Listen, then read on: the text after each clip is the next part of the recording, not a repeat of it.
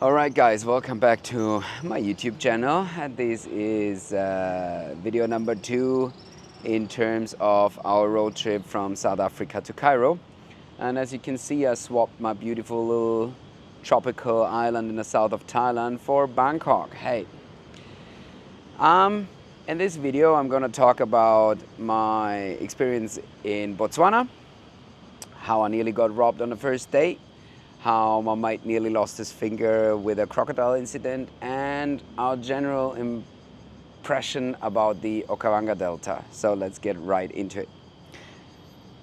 As a quick recap, what happened in the last video in South Africa. So my mate bought a car, started driving, crashed the car within the first week, flew back, bought the exact same car in white, put in everything that survived the crash, and kept going with the original plan. In the meantime, I was still working in Australia, ready to hop on a flight to meet them in Botswana in Gaborone. The thing is that the boys were a little bit quicker than I was, so they went through some beautiful salt pans, Makgadikgadi, whatever that thing is called. Really beautiful area, just basically a salt lake. They had some fun there. They had a befriended couple over and were having the time of their lives while I was landing in Gaborone. So the airport was all right, to be fair, and I met a nice taxi driver, Mr. T. I still remember, Mr. T. So Mr. T took good care of me and brought me to the Gaborone bus station, which is a place where you don't want to be as a white person, to be very honest. So the biggest problem was that Dean and Michael bought the car and I had to pay them at some point back. So what I did is I cashed out in Australia and brought 5,000 US dollars with me in cash into Botswana. The way I did it is I put it in my shoes. So I was like 5 centimeters taller than I'm right now, but also 5 grand heavier. So that was really cool. I was like, oh, the last thing that the people are gonna take from me are the shoes. So that sounded really safe to me. The problem was that this bus station is actually known for smaller and bigger crimes, let's put it like this. And as a white boy, blonde, like with your big ass backpack sitting there, you're kind of like an easy target. So there was this young black fellow that approached me, and he was just kind of like nice, but he asked a lot of questions like, where are you from, why are you here, who are you meeting with, do you have friends here, this, all these different kind of questions. And in the end he asked me for my phone number. I was like, I'm gonna text you later, maybe we can meet up. I was like, yeah, sure. So I gave him a phone number, which was all right. I never intended to go on a party with him or anything, but I had to wait in that bus station for like 8 hours because it was a night bus. And so the guy left. And at some point, an elderly lady turned around and she was like, do you know this guy? And I was like, no, why? And she's like, be very careful with these people. I was like, okay, what should I do according to you? And she's like, well, there's a hotel around the corner. You should go there and hide in there because you don't know if this guy is coming back with all his friends and like, you don't know their intentions. I was like, okay, where can I find this hotel? Maybe that's a good option, especially thinking about the 5 grand in my shoes. And then so she organized like a young lady, and that young lady brought me over to the hotel where I was sitting and having coffee for about 8 hours until my night bus would leave. So I texted Dean and Michael and I was like, hey guys, I don't know, like someone tried to rob me, what should I do? Like, this is kind of like a dodgy situation. And Michael and Dean were like, do you have a knife on you? I'm like, yeah, sure. They're like, stab the guy, because the police will always be on your side, like, fuck this guy. I was like, I don't know, like, this is pretty wild. Like, my first day in Africa and I'm like already, I don't know. I was like, guys, I just want to arrive. Like, I don't know who's good people, bad people here yet. Like, they all look same to me. So, yeah. So I was sitting out in that hotel, waiting for my night bus. Not to mention that the night bus then was not the most comfortable ride. It was about 10 hours through like windy roads and stuff like this until I hit Maun the very next morning, where I would meet up with Michael and Dean.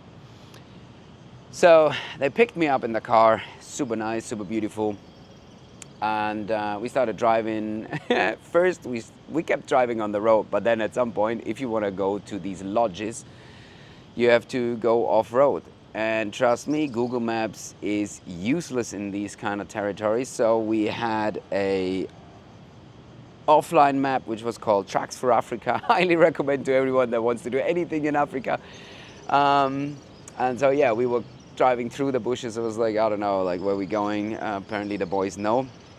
And then we arrived at a beautiful part of the delta. It's kind of like looked like a lagoon, and there was this very nice restaurant, tent, campsite. I don't know exactly how to describe it, but like, yeah, very, very beautiful.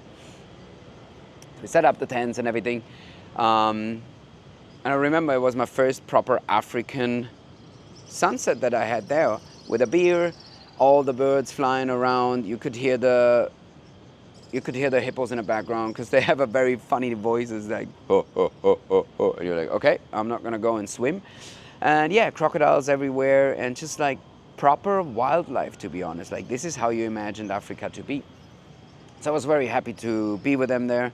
And then the boys organized a night tour. So there's this little metal boat, literally little, like about the size of a hippo. So I was always like, okay, I hope the hippos don't really attack us because I don't think we stand a chance.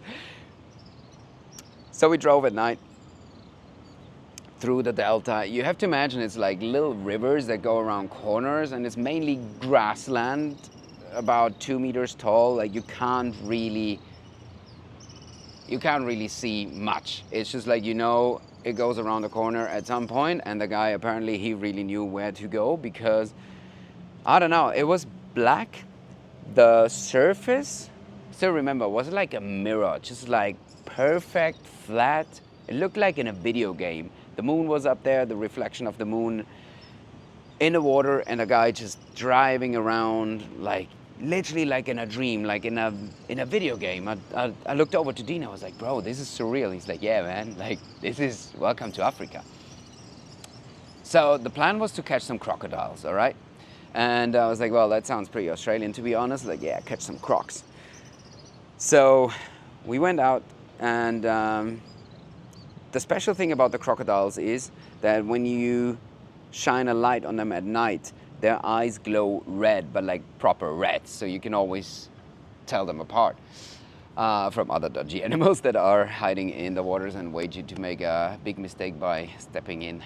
After a while, we found one, and while Dean and me, we wanted to ask a guy like, hey, can we take it out or something like this? I still remember Michael already grabbing it, fucking taking it out on the tail, and it was about this size of a crocodile. And man, that motherfucker was strong. I can't believe it. Like this thing was twisting, and we all kind of like were starting like petting it. Like, okay, that's pretty cool. Especially for me, never touched a crocodile before. I was like, well, that's a once in a lifetime experience. Pretty cool. Feels like the crocodile belt. I don't know. And then the funniest thing happened. So there's this famous picture, literally. So this baby croc with its mouth, which was about that size, kind of like completely open and ready to attack. And one of our mates that was with us, Craig, he let his intrusive thoughts win, and he put his finger in there. And the crocodile, I mean, of course, bam, slams together its mouth, and Craig was just screaming like, ah! So, yeah, he was bleeding in the end, nothing severe. The crocodile fell onto the boat again, kind of like trying to get out. We tried to catch and grab the crocodile. Everyone's like, careful with the feet and stuff like this, not that it bites you as well. In the end, we managed to kind of like get it up again, pet it one last time, and threw it in. And we were like, bro, like, use your brain, like just common sense. Don't put your finger into an open mouth of a crocodile, all right? Next time, please. Thank you. Well, it was a funny story, to be honest. So we drove all the way back again. And yeah, beautiful first day, really. From the sunset to the beers, over this mirror glass surface. Fucking perfect, honestly. Well, and the Okavango Delta literally is what they have in Botswana to offer. That's more or less their main attraction.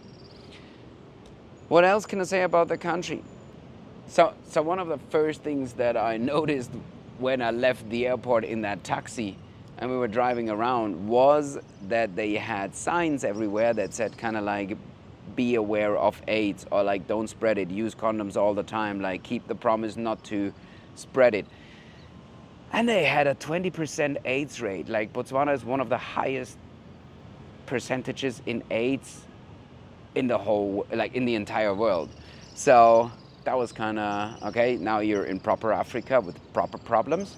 But other than that, I don't know, like, I just seemed, in general, pretty happy, to be honest. Pretty happy people, pretty friendly, apart from the incident in the bus station. And funny story. The next morning, I woke up, got out of my tent, and I started looking around and everything, and I saw these massive, like, stumps. And I was like, hey, guys, like, what's this animal? Like, what is this? And they go like walking over, looking over it, and they go like, oh, well, that's a hippo. And I was like, well, a hippo? Like 2 meters from my tent? And they're like, yeah, man. Like, well, they live here, so they walk around at night and just like, they do their thing. So I was like, yeah, but like not 2 meters next to my tent. And I still remember one of the boys was like, bro, what should I do? Like, attack your tent, or what do you think? Like, and I was like, wow. Like, South Africans are just built differently. A little bit like Aussies is kind of like, yeah, why would a hippo attack a tent? Yeah, it doesn't make sense. Yeah, that's when I got nervous the first time, to be very honest. But it turned out nicely, and apparently they got a point there. Hippos don't attack you if you sleep in a tent, bro. Can't fucking make this shit up, honestly. Alright guys, I hope you enjoyed today's story time. If you got any further questions, let me know in the comments. And next week I'm gonna tell you how I ended up taking this beautiful cheetah for a walk. So stay tuned and see you next week.